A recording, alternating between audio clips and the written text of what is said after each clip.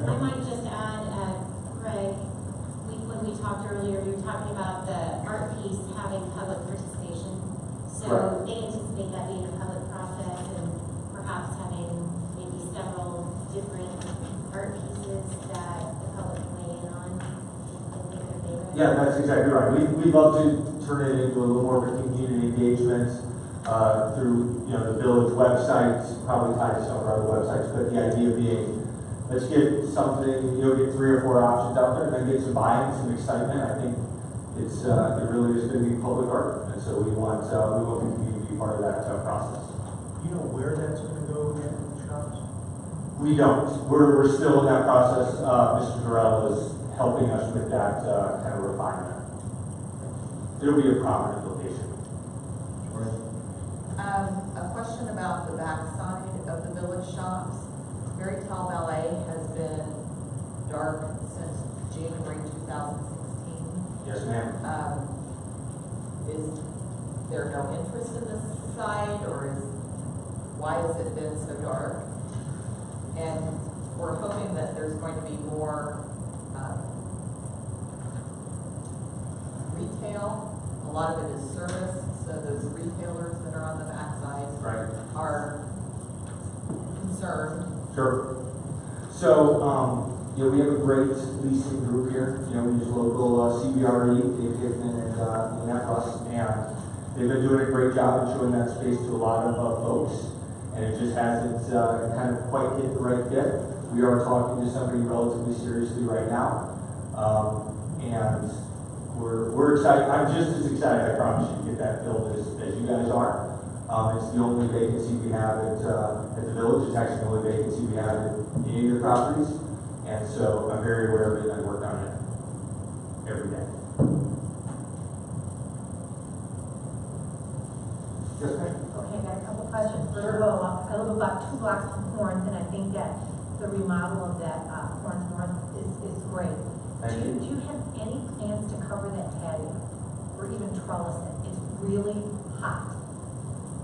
And people, I see people sitting out there and probably it's a wonderful space. Sure. And what happens, especially in the summer, is you could just see people kind of moving closer to the building as the sun comes out. So it would be great if you could either trellis it or halfway cover it. Or We have 2 or 3. We did buy the umbrellas. So we bought umbrellas. So with the remodel with Patty's, I think the timing got Okay. a little. yeah. So just that yeah. the bug in your ear. No, absolutely. I think it's always, I'm not an architect, I don't even pretend to be one, but I know there was a feeling to try to keep it light and airy and kind of a pergola style on the front side. Yeah. But we're open. It's a steel structure, so I could envision modifications happening to it down the road. Yeah. But our initial take is going to be to embed 2 or 3 umbrellas out there and try to get that shape. Yeah. So, Okay. thank you. Another couple questions. Can you explain how Eat Fit Go is different from social suppers? So, they are vastly different, actually. I mean, social suppers is more of a, as I understand it, more of a take and buy, multiple servings of multiple meals, kind of set it up for the week. Eat Fit Go is much more of a fast casual type location that just happens to sell kind of healthy take and eat type options. So you don't have to cook the food at Eat Fit Go because that's social supper. Because I know somebody who works at social suppers and they're a little concerned that maybe this new business is going to directly compete with them. Right. I think it's the difference of a fast casual type concept. Eat Fit Go just happens to be more of an alternative to an Arby's or something like that. It's a healthy option. Okay. And much more kind of single serving It's more like a restaurant. It's more like a grabbing the restaurant. Sorry, that's You don't actually have to cook the meat and stuff. Right? No, that's correct. Okay. Also, I did talk to the owner of Patty's, and he was very complimentary about how cooperative and helpful First Washington was with that renovation, and how you helped facilitate that. So that's great. So thank you very much. Absolutely, thank you. Tori, did you have a question? I did, but I think Serena is. I have a couple of questions. Sure. What is We are 100% at Corinth Square South, 100% at Corinth Square North, and 98.78, like just under 99% at the Little Shops. And your renewal percentage at this point on long-term leases? Excuse me, I'm Alex. Hi, Alex. What's your specific question about renewal percentage? Just the renewals, a good long time, like the bird store, and not renewing, just seeing where your percentage is. I mean, of the ones that we could have renewed, how many chose to? Not just your percentage of the renewals of the long-time resident. We have a lot of renewals. Right, I mean, I can't talk about the Bird Center in specifically. Just looking at your retention But, rate with. I mean, it's almost, go to the right slide. Bijan, Tuna Shop, Dancers, Addie's, Kempo Fitness, Woodmaker, RVs, Jewelry Arts. The renewals, if somebody wanted to stay, and we could make it all work, we did. Okay, perfect. It sounds great. I mean, obviously, your percentage rate is really high in the occupancy level, but when you do have them open, are we evaluating our local businesses and trying to bring those local businesses in when you have availability? Absolutely. I mean, like I said, so the new tenants this year, Dottie's. They're all local. Yeah. Okay, well, I mean, I have personal experience with trying to lease at one of these, so I'm just asking as a local women-owned business how that works. Sure. And so Absolutely, no, it's a very valid question. And I was like, I think that the kind of history there shows Dottie's is new and locally owned, and female at least managed, and maybe Casey is locally owned. So I think that it's certainly, yep, locally female owned. thank you. Yep, absolutely. I have two. Corinth South. What are the plans for Corinth South? We are evaluating Corinth South as well. And this one I'm not trying to be evasive on, I promise. We're looking at all the leases. All those leases were in place with the exception of Tom Bailey and his custom suit shop prior to us purchasing the property. So we're still in the process of coordinating how timing of leases works. I would envision that we will continue looking at that property and seeing if there's ways to upgrade the tenancy, like we did with Tom Bailey and his suit shop and other opportunities. But right now it's 100% leased and has long-term lease. Do you have feedback as to what you'd like to see happen there? Well, I sure would like to see it other than the offices for Costantino food stores. I'd like to see some retail over there so that we get the sales tax back to the village. We don't get anything off of non-retail in storefront operations. So, do they have a long-term lease? They own that? What's the situation, the relationship? Yes, they do have a long-term lease. How long? Well, I'm not sure that I should be disclosing that private Okay, like contract, long? but they're a tenant in the center. Okay. Will that facade or that building get some improvement? As we're looking at the overall property, I think there will absolutely be an opportunity to upgrade that facade. Secondly, with the public art purchase, is that coming out of CID funds? It's actually the opposite. It's a requirement of ours to do 1% of the CID revenue to our project. So we're paying that money and doing it out of our pocket. Okay, so it is CID? It's based It is not. of Yeah, CID. I believe that part Let me get back to you.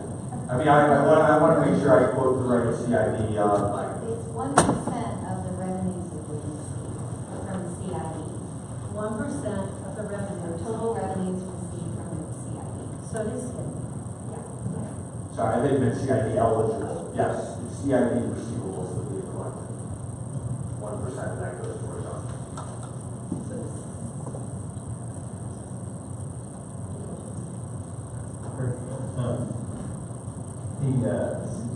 More of a comment about the shopping center.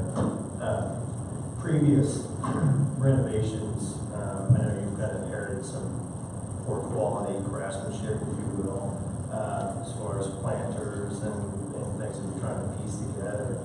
I will say that the Hags building, the quality construction on that, the contractor used was exceptional. So I hope as you move forward and go through the different shopping centers and look at that, really pay close attention to the quality and how things are put together, because it's starting to show up pretty rapidly after certain things were completed. And just looking at how you guys are looking at the quality piece of it, I noticed it. I'm in that business, so I noticed the quality of craftsmanship. I hope that moving forward on any repairs or anything that you do, you take the same approach.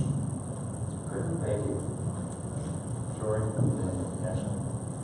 Having talked with a lot of the tenants that I've walked around and talked with the village, they had very nice things to say about Michelle. They thought she was doing a great job, and I just thought I would pass that on. I appreciate that, thank you. You're welcome. Thank you for all your hard work there. A couple things. Is there any discussion about turning anything into a multi-use condos, living kind of something in either one of the centers? Not at this time, anything specific. As I mentioned, we're always looking at our properties and trying to figure out if there's, an opportunity, but nothing at this time. Okay. And all those things that you showed us that was being paid for, is that being done by the CAM fees, or is that something that you guys as owners are taking care of? It depends on the item, and it depends on the specific lease. But for the most part, these are capital expenditures. Since I'm not in the business world, I'll... Sure. So for the most part, these are paid for by the owners, but some portions of those sometimes come back in common area maintenance, like seal coating or line striking or So that was annual repainting. Okay. Because I know that those fees from the camps have been increased dramatically from what they used to be. And I know, having talked with many of the owners, that increase of that plus the increase of rent when their term is negotiated is troubling for them. And a lot of them have been in our community for decades. And so they were wondering, when you say a percent is by CAM, and some of it is by the owners, what percentage are you talking about? 50% CAM, 50% you? It depends on the item, and it depends on the lease. It's that detail. It's just that detail. I can't give more information. It is what it is. Sometimes it gets amortized over. The owner puts all the money up front, and it's seal coating in the last 5 years. That gets apportioned out over those 5 years. It depends on the item. It depends on the lease. Back to the CFS building tenant that you. CFS. Well, that's what the sign says, isn't it? The Costino building. Oh, Custodial Food Services. Okay. Yes. I know you can't just talk about their tenancy or anything, but something to consider might be if you do upgrade that building. I'm sure they don't. I don't know if they care if anyone knows that they're in that building, or if they just put the sign there just because there was already a sign there. But they like to park along that, so that area that is supposed to be drive-through, it's difficult to get through. So I don't know if removing that island and adding some additional parking there would be a solution that you might consider. So we think that the parking layout isn't very efficient at Corinth South, the southern part of Corinth Square. So that's one of the things that we study a lot when we look at how we could upgrade. It just seems like that island is a big waste of space. And just in general, if we're able to reformat how all the parking is organized, I think it will be more efficient and easier.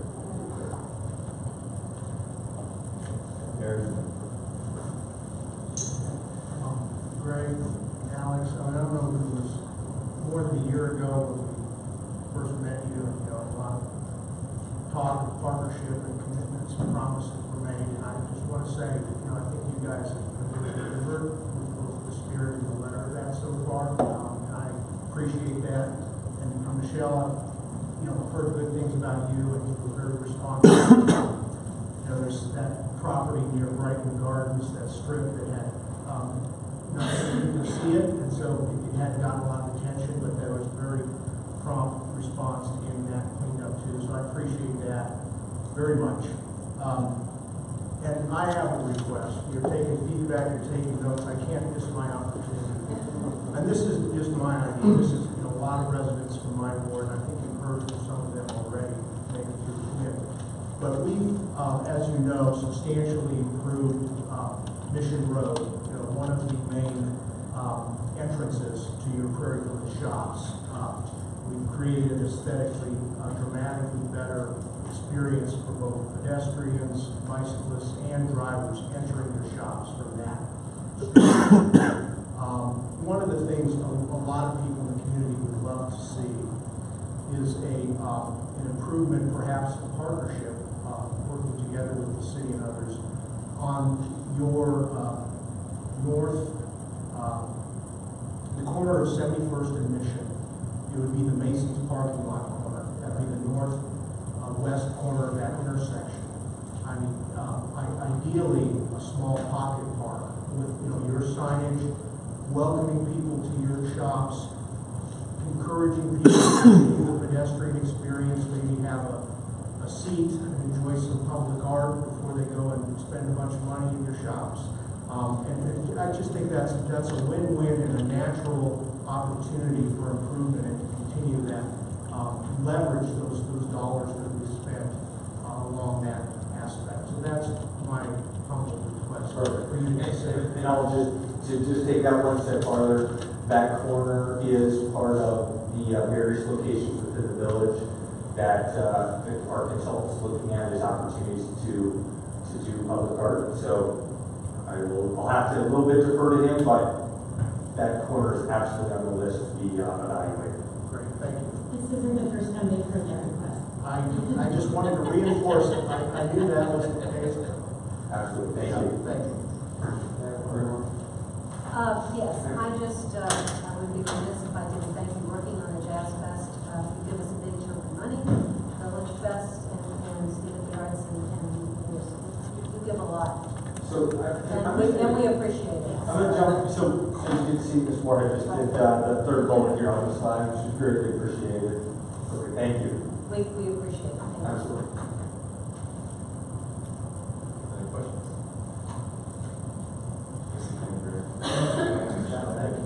Yeah, absolutely. I made a personal commitment when I was here, I think it was actually 2 weeks ago, that as soon as it was practical, we would do a committee engagement process on redevelopment. And we just haven't been able to put together a yet that would make that a good use of the community's time. But it's something that we keep working on every day. And then when we can put those pieces of the puzzle together, I just want everyone to know that I take that commitment very seriously. That I made to you. We will work on it, but we can't do it until we've got the pieces of the puzzle put together. Thank you. We'll look forward to it. Thank you. Thanks for making the trip. I appreciate it.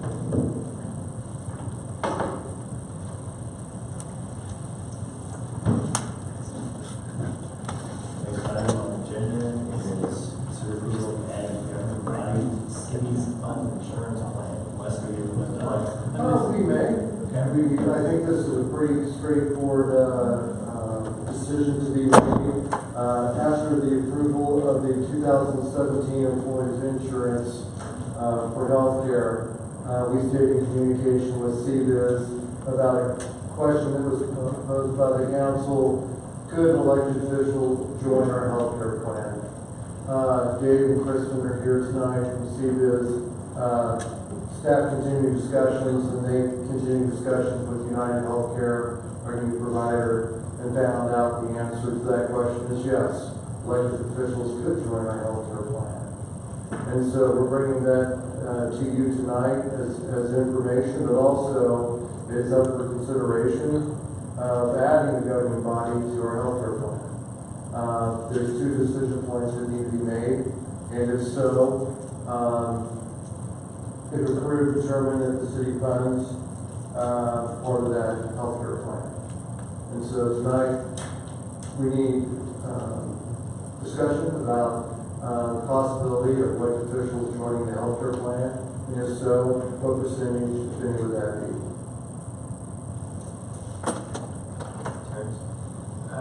Wes, when the dialogue went on earlier, I recall there was a comment made that every member of the staff was going to have to participate in this for us to maximize our cost model. That's correct.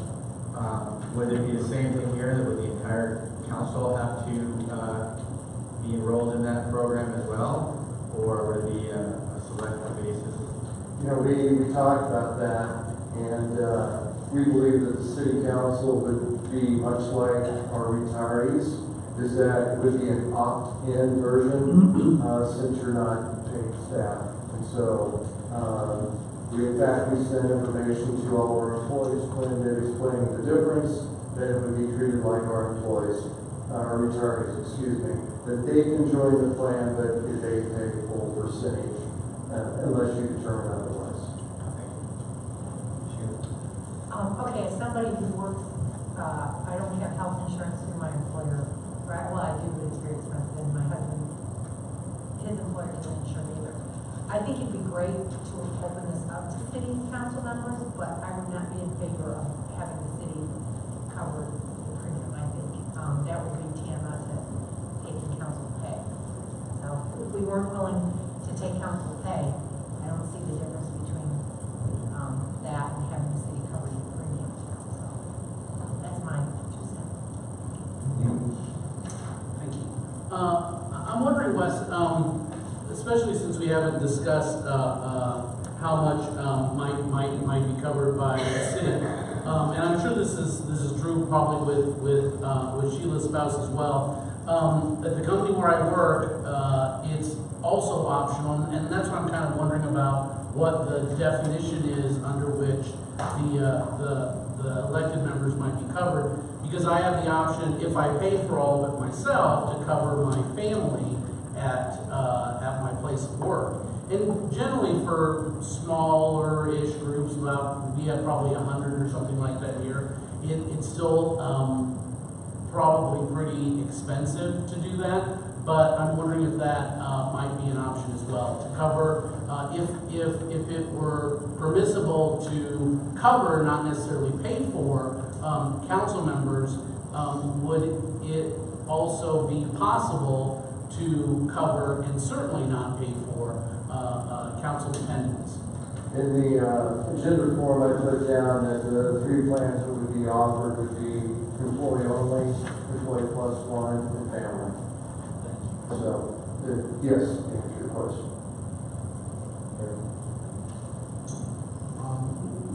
Is the option of making it available but not directly subsidizing it from the city, would that be at no cost to the city? I mean, wouldn't there be some indirect administrative costs involved in that? The only indirect would be that there would be a monthly billing that we would be dependent upon the council member paying for their health care. And if not, Amy is a tenacious bill collector, and she would be on you. So yes, but it'd be absolutely minimal for what we deal with on a monthly basis. In fact, it could actually benefit our plan depending on the number of people that come, or potentially will come on board with it. As far as keeping those numbers, you remember the 100 threshold number, anything would help us at this point, I believe. Okay, that's a critical point for me, because I agree with Sheila. I'm not comfortable. I either voting to pay myself or to pay myself a benefit. I just don't think that's, I think that's a self-interested, conflicted decision. And I'm not going to approve it for that reason. But if there was an option that clearly did not cost the city any money, or had a benefit to the city, then I would be open to that. And we're pushing a time crunch because of the enrollment period. When we found the answer out and the enrollment period ending, that's why When is the enrollment period ending? we're trying to have everything in by December 1.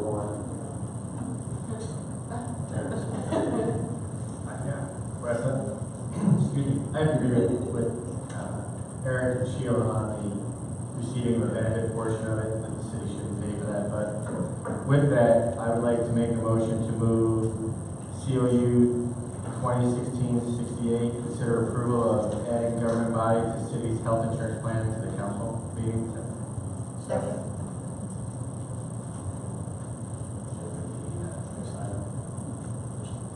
There are 2 items for council. Agree with the town. Yeah, say both.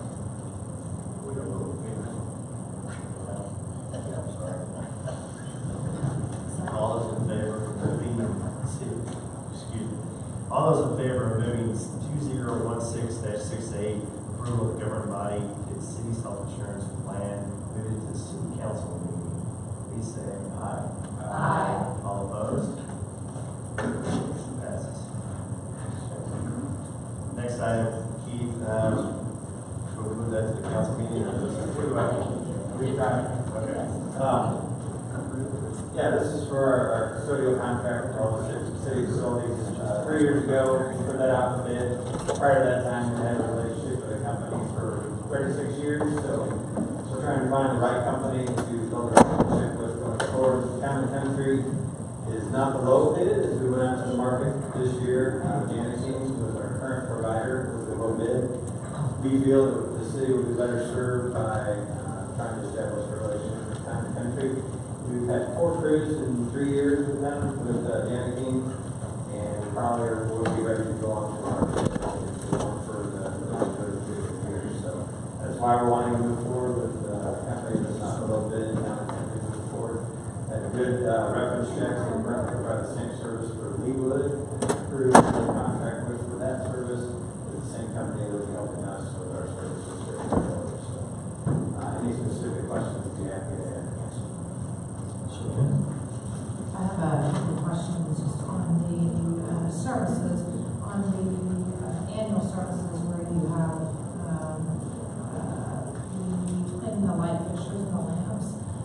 Just in this room, it's an annual thing, and there's tons of stuff in there, so I don't know if that's sufficient on the annual. Just wanted to add that, but on 2.6 under D, it says the city shall be named, and then such and such satisfactory certificates, and it goes on to say construction one. I think that probably needs to be corrected. Do you see that? Where was that again? On 2.6 under the insurance, under D, it's under that construction one. Is that the second? And then on the 2.2, if Mr. Carney was no longer with us, if it's in that agreement, is it a particular position that should be listed versus a particular person? I'm not an attorney, I'm just wondering since it's in. It could be. So the, We would have to name a person. Carney is still our field superintendent, but right, but just right. because it's a 2-year We could agreement. be stricken, yeah. And then my last question, do they have to do a non-disclosure agreement since they are privy to the police department and city hall? And I know we do the background checks and something like that. All we do is the background checks.